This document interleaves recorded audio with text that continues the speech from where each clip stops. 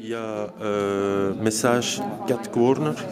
En fait, il y a le message que moi j'ai mis, le Gmail, les contacts et pour faire un numéro en fait. Ici au milieu, il y a la fameuse touche Timescape qui est aussi disponible dans l'X10. On voit l'historique en fait de tout ce qu'on a fait avec le GSM. Musique, download, n'importe quoi, téléphone, SMS.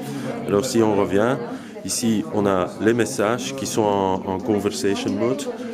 Quand on appuie, immédiatement on peut commencer à faire un SMS type clavier numérique, c'est ça? Clavier numérique. Et moi, je mets pas le dictionnaire parce que j'aime pas trop, mais bon, ça fonctionne de telle manière. Et un clavier complet AZERTY aussi en tactile dessus ou pas? On peut le tourner aussi, je l'ai vu, mais pas dans cette version-là parce que c'est un prototype. Hein? Mais alors, les touches sont vraiment très petites et c'est pas très facile. Je l'ai utilisé et c'est bien, mais c'est pas trop facile. Deuxième, c'est tout simple, c'est tout ce qui est mail, Gmail. Mais bon, on met dans les 4 corners ce qu'on veut. Au niveau des contacts, il y a premièrement des contacts qu'on peut définir, qu'on appelle souvent. Par exemple, Edouard Paul qui est ici.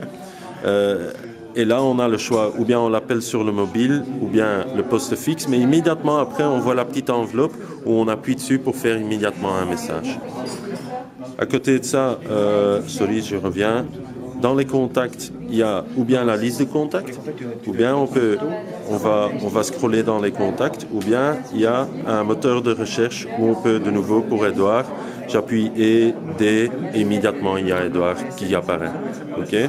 Et sinon, quand on va dans les contacts et on scrolle, ici à côté, il y a un truc qu'on peut descendre pour aller plus vite, pour faire des recherches.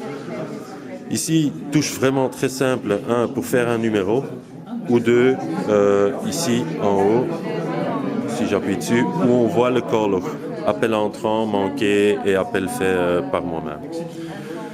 De nouveau, ça on peut adapter selon nos propres choix. Et puis on a la possibilité, comme avec l'X10 par exemple, de faire des écrans en plus avec des widgets en plus.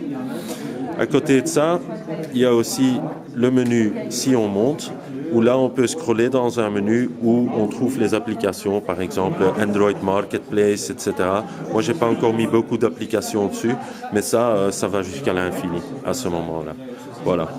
Et je crois que là on a fait un peu le tour. Normalement ici on peut encore descendre pour voir de nouveau comme l'X10 les derniers événements. Et la partie multimédia La partie multimédia ici, elle se trouve ici où là on va trouver la musique. Maintenant, je dois dire honnêtement, j'ai encore rien mis dedans, sauf une petite chanson. Mais de nouveau, on a le bouton Infinity comme on a vu sur l'X10. La seule chose qu'on n'a pas ici et qu'on a sur l'X10, c'est la fonction comme elle est dans Mediascape. Ça veut dire que, en fait, il va se mettre dans Timescape, la musique, mais pas un onglet séparément chronologique en Mediascape, en fait. Voilà. Et voilà. C'est tout. Okay, ça va, je crois que là, j'ai parcouru un peu le tout. Ici, il y a le bouton pour la caméra. Et puis, bon, voilà. Ok, merci.